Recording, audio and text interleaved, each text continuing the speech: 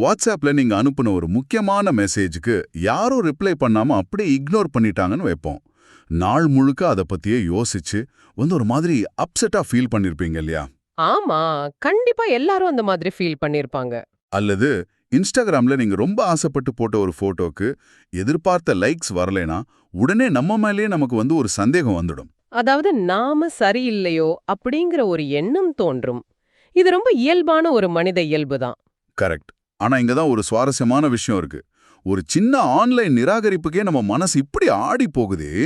ஆனா பல கோடிகளை கண்முன்னாடி இழக்கும் போதும் சுத்தி இருக்கிற மொத்த உலகமும் எதிர்த்து நின்னு விமர்சிக்கும் போதும் சில மனிதர்கள் மட்டும் எப்படி கொஞ்சம் கூட அசையாம மலை மாதிரி நிக்கிறாங்க. அவங்களுக்கு மட்டும் எக்ஸ்ட்ராவா ஏதாவது சூப்பர் பவர் இருக்கா என்ன? அது சூப்பர் பவர்லாம் கிடையாது. இந்த மாமனிதர்கள் யாருக்குமே பிறப்பிலேயே அதிர்ஷ்டமோ இல்ல ஸ்பெஷலான மூளை பலமோ அமைஞ்சிடல.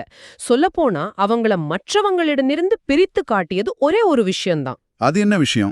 எந்த ஒரு வெளிப்புற விமர்சனத்தாலும் கொஞ்சம் கூட அசைக்க முடியாத அளவுக்கு ஒரு அபாரமான மனக்கட்டுப்பாடு அவர்களிடம் இருந்தது. ஒரு அபாரமான மனக்கட்டுப்பாடு கேக்குறதுக்கு ரொம்ப பிரம்மாண்டமா இருக்கு. ஆனா இது எப்படி சாத்தியம்? இது ஏதோ காத்துல பேசுற தத்துவம் கிடையாது. பெற்ற எழுத்தாளர் நெப்போலியன் ஹில் உலகத்துக்கு விட்டுட்டு போன ஒரு மாபெரும் உளவியல் ஆயுதத்தை தான் இன்னைக்கு நாம இந்த ஆழமான உரையாடல்ல அலச போறோம். பாத்தீங்கன்னா 25 வருஷமா 500க்கும் மேற்பட்ட மாபெரும் கோடீஸ்வரர்களை தொடர்ந்து கவனிச்சு அவர் கண்டுபிடிச்ச ரகசியம் இது. ஏறுங்க 25 வருஷம் ஆராய்ச்சி 500 கோடீஸ்வரர்கள், இதெல்லாம் உண்மையிலேயே ரொம்ப பெரிய விஷயம். ஆனா மனக்கட்டுப்பாடு அப்படின்னு நீங்க சொல்ற வார்த்தை ரொம்ப சாதாரணமா இருக்கு. இத பத்தி தானே ஊர்ல இருக்கிற எல்லா மோட்டிவேஷனல் ஸ்பீக்கர்ஸும் பேசிட்டு இருக்காங்க. இதுல நெப்போலியன் ஹில் அப்படி என்ன ஸ்பெஷலா கண்டுபிடிச்சிட்டாரு? ரொம்ப நல்ல கேள்வி.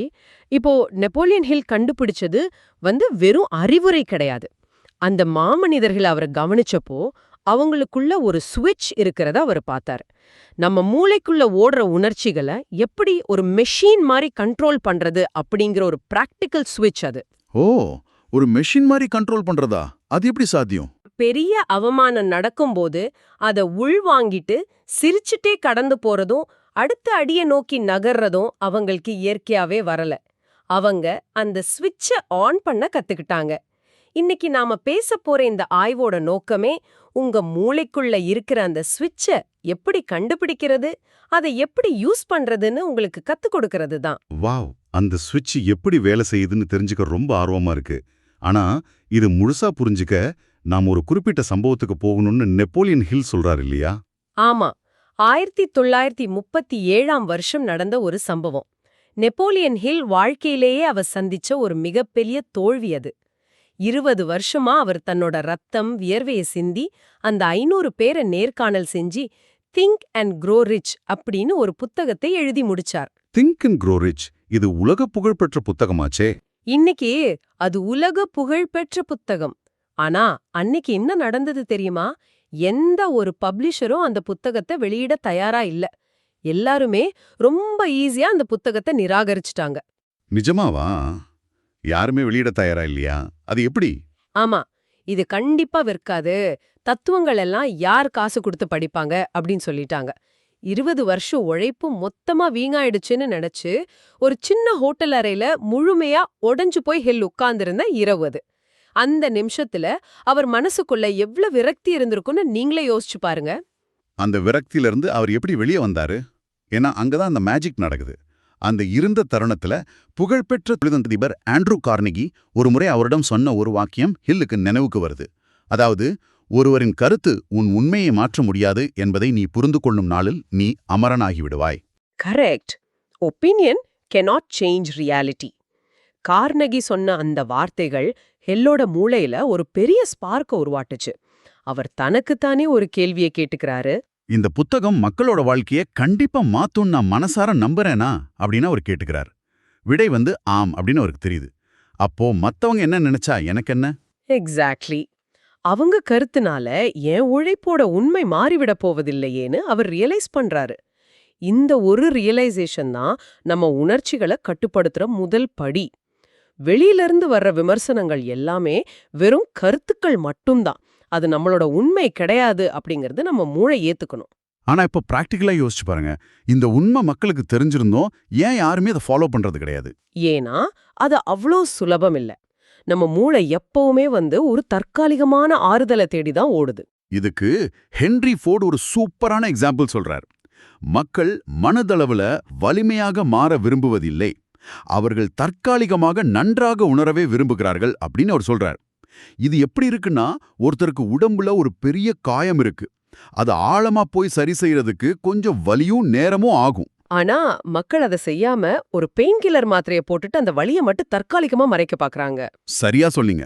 மோட்டிவேஷனல் வீடியோக்களை பார்த்துட்டு 2 நாள் ரொம்ப எனர்ஜியா இருக்கிறதும், 3வது நாள் யாராவது ஒருத்தர் நம்மள விமர்சனம் செஞ்ச உடனே பழையபடி உடைஞ்சு போறதும் அதனாலதான்.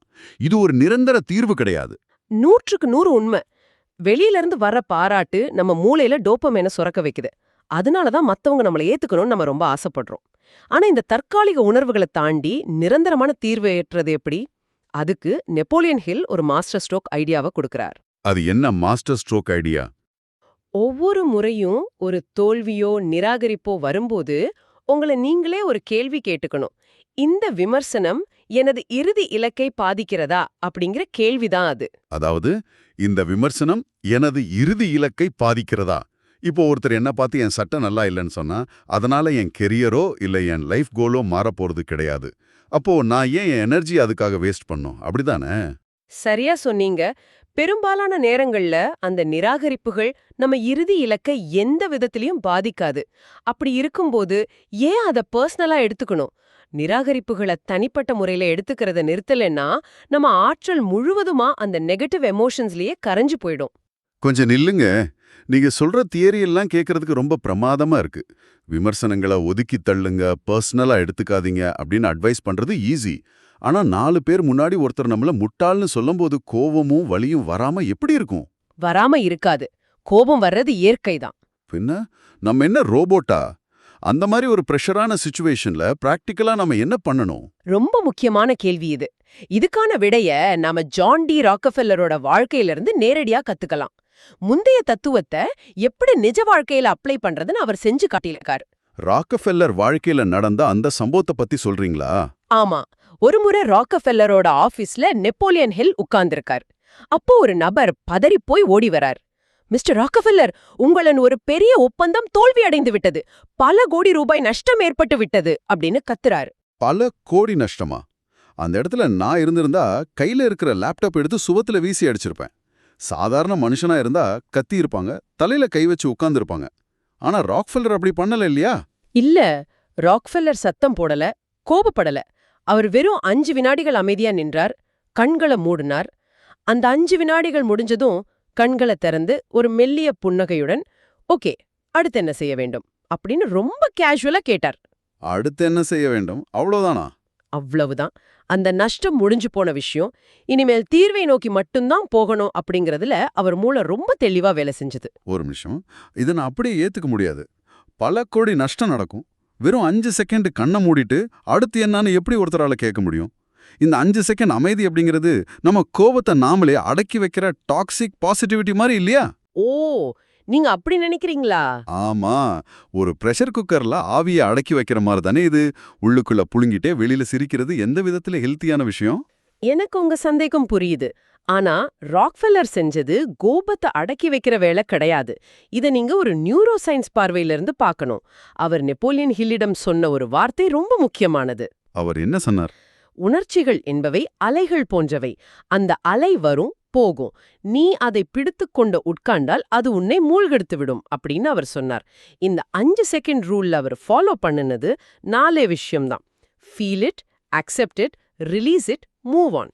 Feel it, accept it, release it and move on. கொஞ்சம் விளக்கமா சொல்ல முடியுமா? கண்டிப்பா. ஒரு அதிர்ச்சியான செய்தி வரும்போது நம்ம மூளையில இருக்கிற அமிக்டாலா அப்படிங்கிற பகுதி உடனே ஆக்டிவேட் ஆகி நம்மள ரியாக்ட் பண்ண தூண்டும். ராக்ஃபெல்லர் அந்த உணர்ச்சிய அடக்கல, அவர் அதை ஃபீல் பண்ணாரு. ஓ, அப்போ அந்த 5 செகண்ட்ல கோவம், துக்கம், விரக்தி எல்லாத்தையும் அவர் முழுசா உணர்ந்தார், ஏத்துக்கிட்டார். ஆமா, அவர் ஏத்துக்கிட்டார். ஆனா அத மனசுக்குள்ள தேக்கி வைக்காம அந்த மூச்சு காத்தோட வெளியே விட்டுட்டார். அதாவது ரிலீஸ் பண்ணிட்டார். அப்படி ரிலீஸ் பண்ணதுக்கு அப்புறம்தான் மூளையோட லாஜிக்கல் பகுதியான ப்ரீஃப்ரண்டல் கார்டெக்ஸ் வேலை செய்ய ஆரம்பிக்கும். அதனால தான் அவரால மூவ் ஆன் பண்ணி அடுத்த தீர்வை பத்தி யோசிக்க முடிஞ்சது. கோபத்தை அடக்குறதுக்கும் கோபத்தை கடந்து போறதுக்கும் நிறைய வித்தியாசம் இருக்கு. எக்ஸாக்ட்லி. அதுதான் இந்த 5 செகண்ட் ரூலோட ரகசியம். வாவ், இப்ப புரியுது. அதாவது உணர்ச்சிகளை உள்ளே அனுமதிக்கணும், ஆனா அது நம்மள கண்ட்ரோல் பண்றதுக்கு முன்னாடி நாம அது வெளியேத்திரணும். இது ஒரு சூப்பரான டெக்னிக். சரி, இத கேட்டுட்டு இருக்கிற உங்களுக்கு நான் ஒரு சவால் விட போறேன். ஒரு 7 நாள் சேலஞ்ச். நல்ல ஐடியா. கேட்பவர்கள் இத கண்டிப்பா செஞ்சு பார்க்கணும். ஆமா, அடுத்த 7 நாட்கள்ல உங்க ஆபீஸ்லயோ இல்ல வீட்லயோ யாராவது உங்களை கோவப்படுத்தினாலோ உங்க வேலையை விமர்சித்தாலோ உடனே வாய்விட்டு கத்தி ரியாக்ட் பண்ணாதீங்க. அந்த இடத்துல வெறும் 5 வினாடிகள் அமைதியா நில்லுங்க. கண்களை மூடுங்க. மூச்சு ஆழமா உள்ளே இழுத்து அந்த கோபத்தை முழுமையா உணருங்க. பின்பு மூச்சை வெளிவிடும்போது அந்த நெகட்டிவ் எமோஷனும் உங்க உடம்ப விட்டு வெளியேறுவதா நினைச்சு ரிலீஸ் பண்ணுங்க. அப்புறம் உங்களை நீங்களே கேட்டுக்கோங்க, இது என் இறுதி இலக்க பாதிக்குமா? இல்லனா ஒரு சின்ன ஸ்மைலோட கடந்து போயிட்டே இருங்க. இந்த சவாலை நீங்க ட்ரை பண்ணி பாப்பீங்கன்னு நம்புறேன். இந்த 5 செகண்ட் ரூல் ரொம்ப பவர்ஃபுல்லான ஆயுதம் தான். ஆனா இத கத்துக்கிட்ட பிறகும் உங்களுக்கு ஒரு கேள்வி வரலாம். ஒவ்வொரு முறையும் விமர்சனங்கள் வரும்போது அதை நான் இப்படி ரிலீஸ் பண்ணிக்கிட்டே இருக்கணுமா? அந்த தேவையற்ற விமர்சனங்கள் என்னை வந்தடையாம இருக்க அத வாசல்லே தடுத்து நிறுத்துறதுக்கு ஏதாவது வழி இருக்கா அப்படின்னு நீங்க கேட்கலாம். ஆமா, அது ரொம்ப முக்கியமான கேள்வி. இந்த கேள்விக்கான பதில தாமஸ் எடிசனோட ஆய்வகத்திலிருந்து நாம எடுத்துக்கலாம். தாமஸ் எடிசன் 1000 முறை பல்ப் கண்டுபிடிக்க தோற்று போனார் அப்படின்னு நாம எல்லாரும் ஸ்கூல்ல படிச்சிருப்போம். ஆனா அந்த நேரத்துல அவரை சுத்தி இருந்த மக்கள் அவரை சும்மா விட்டுருக்க மாட்டாங்களே. நிச்சயமா இல்ல. எடிசனை முட்டாள்னு விமர்சிக்க நூற்றுக்கணக்கான மக்கள் இருந்தாங்க. அவருக்கு தினமும் எத்தனையோ கடிதங்கள் வரும். நீங்க உங்க நேரத்தையும் பணத்தையும் வீணடிக்கிறீங்க, இந்த சயின்ஸ் எல்லாம் வேலைக்கு ஆகாது அப்படின்னு பல பேர் அறிவுரை சொன்னாங்க. அதையெல்லாம் அவர் எப்படி கையாண்டார்? எடிசனோட ஆய்வகத்துல ஒரு போர்டு மாட்டி வச்சிருந்தாராம். அதுல எல்லாமே உங்கள் கவனத்தை பெற தகுதியானவை அல்ல அப்படின்னு எழுதப்பட்டிருந்தது. Not everything deserves your attention. Edison கிட்ட ஒரு சின்ன நோட்டு புத்தகம் இருந்தது. அதுல ஊர்ல இருக்கிற எல்லார் பேரும் இல்ல, வெறும் 5 பேரின் பெயர்கள் மட்டுமே இருந்தது. வெறும் 5 பேரா? அந்த 5 பேருக்கு அப்படி என்ன ஸ்பெஷல் தகுதி? அந்த 5 பேரும் அந்த துறையில பெரிய நிபுணர்கள், எடிசனை விட அறிவில் சிறந்தவர்கள், நல்ல நோக்கம் கொண்டவர்கள். எடிசன் ஹில்லிடம் சொன்னாராம், இந்த 5 பேரின் கருத்துக்கள் மட்டுமே எனக்கு முக்கியம், மத்தவங்க சொல்றது எல்லாமே வெறும் ஒப்பீனியன்ஸ், அவங்க சொல்றது உண்மைகள் கிடையாது அப்படின்னு. எடிசன் மட்டும் தெருவுல போற வர்றவங்க சொல்ற விமர்சனங்களுக்கெல்லாம் பதில் சொல்லிட்டு இருந்திருந்தா அவர் வாழ்நாள்ல ஒரு சின்ன பல்பை கூட கண்டுபிடிச்சிருக்க முடியாது. கண்டிப்பா முடியாது. இத பார்க்கும்போது எனக்கு ஒரு விஷயம் ஞாபகம் வருது. இத நான் ஒரு விஐபி பவுன்சர் கான்செப்டோட ஒப்பிட விரும்புறேன். ஒரு பெரிய விஐபி பார்ட்டி நடக்குதுன்னு வைப்போம். வெளியே ஒரு பவுன்சர் நிப்பார்.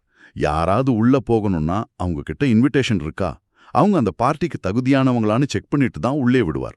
அதே போல உங்க மூளைக்கு வாசல்ல நீங்க ஒரு மென்டல் ஃபில்டர், அதாவது மனதளவுல ஒரு பவுன்சரை நிறுத்தணும். கரெக்ட். யாராவது உங்களை விமர்சிச்சா அந்த பவுன்சர்ஸ்ல கேள்விகளை கேட்கணும். இந்த நபர் என் துறையில நிபுணரா, என் மேல் உண்மையான அக்கறை கொண்டவரா, இதை சொல்ல இவருக்கு தகுதி இருக்கிறதா அப்படின்னு. தகுதி இருந்தா உள்ளே அனுமதிங்க, இல்லன்னா அந்த விமர்சனத்தை வாசல்லையே தடுத்து நிறுத்திடுங்க. சொன்ன அந்த பவுன்சர் உதாரணம் ரொம்ப ஆப்டா இருக்கு. ஏன்னா பல நேரங்கள்ல நாம செய்யற மிகப்பெரிய தப்பு என்ன தெரியுமா? எடிசன் சொன்ன மாதிரி உலகின் மிகப்பெரிய நேர விரயம் எதுன்னா, உங்கள் பயணத்தில் இல்லாதவர்களை, உங்கள் தொலைநோக்கு பார்வையை புரிந்து கொள்ளாதவர்களை சமாதானப்படுத்துவதுதான். எல்லாரும் நம்மள புரிஞ்சுக்கணும்னு நாம ஏன் எதிர்பார்க்கணும்? ஆனா இங்க ஒரு சின்ன ரிஸ்க் இருக்கே. நான் அந்த பவுன்சரை வாசல்ல நிறுத்திட்டு ஒரு 5 பேரை மட்டும்தான் உள்ள விடுவேன், அவங்க சொல்றத மட்டும்தான் கேட்பேன்னு முடிவு பண்ணிட்டா அது ஒரு எக்கோ சேம்பர் ஆகிவிடாதா? எக்கோ சேம்பர்னா? அதாவது நான் செய்யறது தப்புன்னே கூட அந்த 5 பேர் சொல்லாம எனக்கு பிடிச்சதையே சொல்லிட்டு இருந்தா எனக்கு திமிர் வந்துடாதா? அங்கதான் நீங்க அந்த 5 பேரை எப்படி தேர்ந்தெடுக்கிறீங்க அப்படிங்கிறது முக்கியம். அந்த 5 பேரு உங்களுக்கு ஜால்ரா அடிக்கிறவங்களா இருக்கக்கூடாது. ஓ, அப்ப அவங்க எப்படிப்பட்டவங்களா இருக்கணும்?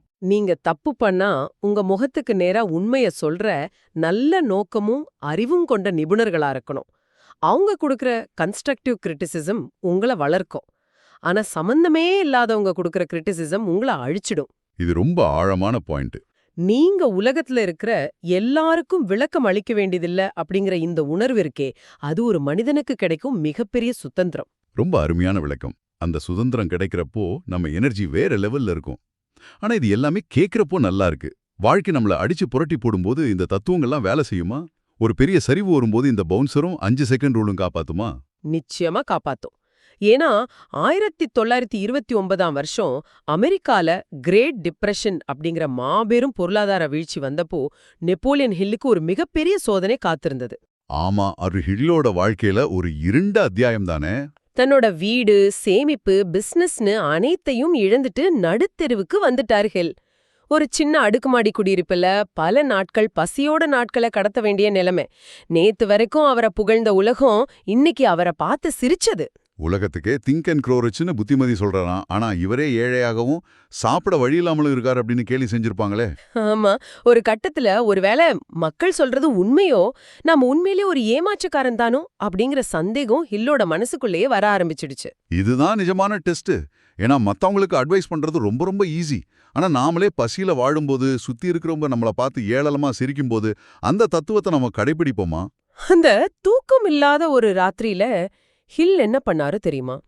தான் 20 வருஷமா ஆராய்ச்சி செஞ்சு எழுதின அந்த புத்தகங்களை, அந்த ஆயிரக்கணக்கான பக்கங்களை அவரே திரும்ப எடுத்து படிச்சாரு. அவரோட சொந்த புத்தகத்தையே அவரை திரும்ப படிச்சாரா? ஆமா, Andrew Carnegie, Henry Ford, Rockefeller இவங்க எல்லாரும் சொன்ன அந்த வார்த்தைகளை மறுபடியும் வாசிச்சார். அப்போ அவருக்குள்ள ஒரு பெரிய திறப்பு உண்டானது. வெற்றி என்பது கீழே விழாமல் இருப்பதில் இல்லை, விழும் ஒவ்வொரு முறையும் மீண்டும் மீண்டும் எழுவதில் உள்ளது அப்படிங்கறது முழுசா உணர்ந்தாரு. வாவ்! அந்த நிமிஷம்தான் அவர் தன்னோட தத்துவங்களை உலகத்துக்கு இல்ல தனக்குத்தானே நிரூபிக்க வேண்டிய தருணம்னு முடிவு பண்ணார் இல்லையா? அவர் எடுத்த அந்த முடிவு வெறும் 3 வருஷத்துல அவரை மறுபடியும் மாபெரும் வெற்றியாளனா மாத்துச்சு. முன்பை விட பல மடங்கு வலிமையாக, அதிக ஞானத்தோட எழுந்து நின்றார் ஹில். இதுல இருந்துதான் அவர் தன்னோட இறுதி மற்றும் மிக வலிமையான ஆயுதத்தை கண்டுபிடிச்சார். அதுதான் போர்களை தேர்ந்தெடுக்கும் உத்தி. சூப்பர். Choose your battles. இதை நான் எப்படி பார்க்கறேன்னா, ரோட்ல போயிட்டு இருக்கும்போது எல்லா நாய்களும் நம்மளை பார்த்து குறைக்கிற ஒவ்வொரு நாய்க்கும் நின்னு கல்லெறிஞ்சிட்டு இருந்தா நாம எப்படி நம்ம இலக்க போய் சேர முடியும்? எல்லா சண்டைகளிலையும் நம்ம ஜெயிச்சாகணுமா என்ன? எக்ஸாக்ட்லி. இந்த உத்திய ரொம்ப அழகா கையாண்டவர் அமெரிக்காவின் முன்னாள் ஜனாதிபதி தியோடர் ரூஸ்வெல்ட். அவரு ஜனாதிபதியாக இருந்தப்போ தினமும் அவரை பற்றி ஆயிரக்கணக்கான விமர்சனங்கள், அரசியல் தாக்குதல்கள், சர்ச்சைகள் வந்து கொண்டே இருந்தது. ஆனா அவர் அதை எப்படி ஹேண்டில் பண்ணார்? ஹில் ஒரு முறை ரூஸ்வெல்ட் கிட்ட, இவ்ளோ தனிப்பட்ட தாக்குதல்களுக்கு மத்தியிலையும் நீங்க எப்படி இவ்ளோ அமைதியாவும் ஃபோக்கஸ்டாவும் இருக்கீங்க அப்படின்னு கேட்டார். அதுக்கு ரூஸ்வெல்ட் தன்னோட டைரி எடுத்து பிரிச்சு காட்டினார். அந்த டைரியில என்ன இருந்தது? அந்த டைரியில 2 காலம்கள் இருந்தது. ஒரு பக்கம் நான் ஈடுபடும் போர்கள். அதுல என்ன இருந்ததுன்னா, தேசத்தின் கொள்கைகள், பொருளாதார முடிவுகள், எதிர்காலத்தை உருவாக்கும் திட்டங்கள். இன்னொரு பக்கம் நான் புறக்கணிக்கும் போர்கள். அதுல தனிப்பட்ட தாக்குதல்கள், வதந்திகள், அரசியல் நாடகங்கள், மக்களின் தேவையற்ற கருத்துகள் இதெல்லாம் இருந்தது. ரூஸ்வெல்ட் ரொம்ப தெளிவா இருந்தார். எது தன் தேசத்துக்கும் தன் இலக்குக்கும் முக்கியமோ அந்த போர்க்களத்துல மட்டும்தான் அவர் தன் எனர்ஜியை செலவிட்டார். மத்த எல்லாத்தையும் அவர் முழுசா இக்னோர் பண்ணிட்டார். கரெக்ட். அவரோட ஃபோக்கஸ் முழுவதும் அந்த முதல் காலத்துல மட்டும்தான் இருந்தது. இதை கேட்கும்போது ஒரு விஷயம் ரொம்ப தெளிவா புரியுது. நம்ம வாழ்க்கையில் நடக்கிற ஒவ்வொரு சின்ன விஷயத்துக்கும் உடனே ரியாக்ட் பண்றது அப்படிங்கிறது நம்ம பலவீனத்தை காட்டுது. ஆமா, தேவையற்ற விஷயங்களை தட்டி விட்டுட்டு இக்னோர் பண்றதுதான் ஒரு மனுஷனோட உண்மையான பலம். உங்க சக்தியை பாதுகாத்து உண்மையிலே உங்க வாழ்க்கைக்கு எது தேவையோ அதுல மட்டும் முழு கவனத்தையும் செலுத்துறது தான் உண்மையான ஆற்றல். இந்த இடத்துல ஒரு முக்கியமான விஷயத்த உங்ககிட்ட நான் சொல்லணும். நெப்போலியன் ஹில் தன்னோட 25 வருட ஆய்வின் முடிவுல ஒரு கசப்பான உண்மையை பதிவு செஞ்சிருக்கார். அது என்ன கசப்பான உண்மை? இந்த உலகத்துல 95% மக்கள் இந்த மாதிரி ஆழமான தகவல்களையும் வீடியோக்களையும் பார்ப்பாங்க, கேட்ட அந்த நிமிஷம் வாவ் செம அப்படின்னு நினைப்பாங்க. ஆனா அடுத்த நாளே அதையெல்லாம் மறந்துட்டு பழையபடி அவங்க வாழ்க்கைக்கு திரும்பிடுவாங்க. ஆனா வெறும் 5% மக்கள் மட்டும்தான் இத படிச்சதோட நிறுத்தாம தங்கள் அன்றாட வாழ்க்கையில இதை இம்ப்ளிமெண்ட் பண்ணுவாங்க. சரியா சொன்னீங்க. அந்த 5% மக்கள் மட்டும்தான் வரலாறு படைக்கிறாங்க. இப்ப சொல்லுங்க, நீங்க அந்த 95% இருக்க போறீங்களா அல்லது அந்த 5% வெற்றியாளர்கள் கூட்டத்துல இணைய போறீங்களா? மூளைக்குள்ள ரொம்ப ஆழமா பதிவு செஞ்சுக்கோங்க. முதலாவது, ராக்ஃபெல்லரோட 5 வினாடி விதி. எந்த உணர்ச்சியையும் உள்ள அடக்காதீங்க. அதே போல அந்த உணர்ச்சியை கெட்டியா பிடிச்சுக்கவும் செய்யாதீங்க. உணருங்க, ஏத்துக்கங்க, ரிலீஸ் பண்ணிட்டு அடுத்த அடியே எடுத்து வைங்க. இரண்டாவது, தாமஸ் எடிசனோட மென்டல் ஃபில்டர். எல்லாருடைய விமர்சனங்களையும் உங்க மனசுக்குள்ள அனுமதிக்காதீங்க. உங்க விஐபி பவுன்சரை வாசல்ல நிறுத்துங்க. தகுதியான 5 நபர்களோட ஆலோசனையை மட்டும் உள்ளே விடுங்க. மூணாவது, ரூஸ்வெல்ட்டின் உத்தி. எல்லா போர்க்களத்திலையும் சண்டை போடாதீங்க. உங்க போர்களை நீங்களே புத்திசாலித்தனமா தேர்ந்தெடுங்க. ஒரு இமோஷனல் ஷீல்டு. நாளை காலையில நீங்க உங்க ஆபீஸ் போகும்போது இல்ல உங்க சோஷியல் மீடியாவை பார்க்கும்போது யாராவது ஒருத்தர் எந்த முகாந்திரமும் இல்லாம ஒரு தேவையற்ற விமர்சனத்தை வைக்கும்போது நீங்க என்ன பண்ண போறீங்க? பழையபடி அந்த வார்த்தைகளை மனசுல போட்டு குழப்பி உங்க நாள் முழுவதையும் வீணாக்க போறீங்களா? அல்லது ராக்ஃபெல்லர் மாதிரி ஒரு 5 செகண்ட் கண்ணை மூடி அந்த எமோஷனை ரிலீஸ் பண்ணிட்டு ஒரு சின்ன புன்னகையோட சரி அடுத்து என்ன அப்படின்னு கேட்டுட்டு உங்க வேலையை பார்க்க போறீங்களா? சாய்ஸ் உங்க கையில தான் இருக்கு. நாம இந்த உரையாடலை முடிச்சுக்கிறப்போ உங்க மனசுக்குள்ள ஒரு சின்ன விதைய விதைச்சிட்டு போக விரும்புறேன். இன்னைக்கு நாம பார்த்த இந்த கட்டுரையை தாண்டி உங்களை நீங்களே கேட்டுக்க வேண்டிய ஒரு ஆழமான கேள்வி இது. என்ன கேள்வி அது? தேவையற்ற விமர்சனங்களை வடிகட்ட நம்ம ஒரு 5 நபர் மென்டல் ஃபில்டரை வாசல்ல நிறுத்துறோம்னு சொன்னோம். அது ரொம்ப சரி. ஆனா நாம யாரிடமிருந்து பாராட்டுகளையும் அங்கீகாரத்தையும் எதிர்பார்க்கிறோம் அப்படிங்கிறதுக்கும் இதே ஃபில்டரை பயன்படுத்தினா என்ன நடக்கும்? ஓ, பாராட்டுகளுக்குமா? கொஞ்சம் விளக்கமா சொல்லுங்களேன். ஆமா, நம்ம பல நேரங்கள்ல நம்மள விமர்சிக்கிறவங்கள தவிர்க்கிறதுல காட்டுற கவனத்தை நம்மள பாராட்டுறவங்கள தேர்ந்தெடுக்கிறதுல காட்டுறதே இல்ல. நம்ம இலக்கு என்னன்னே தெரியாத நம்மளோட தொலைநோக்கு பார்வையே புரியாத முகம் தெரியாத மனிதர்கள் கொடுக்கிற லைக்ஸ்க்காகவும் அவங்களோட தற்காலிக பாராட்டுக்காகவும் கூட நம்ம ஏங்கிட்டு இருக்கோம்னு யோசிக்காருங்க. நிஜமாவே நாம் அப்படிதான் பல நேரங்கள்ல பண்ணிட்டு இருக்கோம். அவங்க சொல்றது பாசிட்டிவான விஷயங்களா இருந்தாலும் சரியான தகுதியே இல்லாத நபர்களிடம் நம்மளோட சுயமதிப்பை நாம அடகு வச்சிட்டோமா? ஒருவேளை அவங்க நாளைக்கு பாராட்டுறத நிறுத்திட்டா நம்ம மதிப்பு குறைஞ்சிடுமா? இத பத்தி கொஞ்சம் பொறுமையா உட்காந்து ஆழமா சிந்திச்சு பாருங்க. வாவ், இது நிஜமாவே நம்மள ஒழுக்கக்கூடிய ஒரு கேள்விதான். விமர்சனங்களை மட்டும் ஃபில்டர் பண்ணா போதாது, அந்த போலியான பாராட்டுகளையும் நம்ம பவுன்சர் வெளியவே தடுத்து நிறுத்தணும். ஏன்னா மத்தவங்க கொடுக்கற வேலிடேஷனை நம்பி நாம வாழ ஆரம்பிச்சிட்டா என்றைக்குமே சுதந்திரமா இருக்க முடியாது. கண்டிப்பா. நீங்க கேட்ட இந்த கேள்வி நம்ம எல்லாரையும் ஒரு நிமிஷம் நிப்பாட்டி யோசிக்க வைக்குது. இந்த ஆழமான ஆய்வு நிச்சயமா உங்க மனசுக்குள்ள ஒரு பெரிய தெளிவை ஏற்படுத்தியிருக்கும்னு நான் உறுதியா நம்புறேன். நாளை முதல் இந்த 3 ஆயுதங்களையும் உங்க வாழ்க்கையில பிராக்டிஸ் பண்ணி பாருங்க. மீண்டும் ஒரு சுவாரஸ்யமான உங்க வாழ்க்கையை மேம்படுத்தக்கூடிய இன்னொரு தேடலோட உங்களை சந்திக்கிறோம். அது வரைக்கும் அந்த 5 செகண்ட்ஸ் எப்பவுமே உங்க கட்டுப்பாட்டுல இருக்கட்டும்.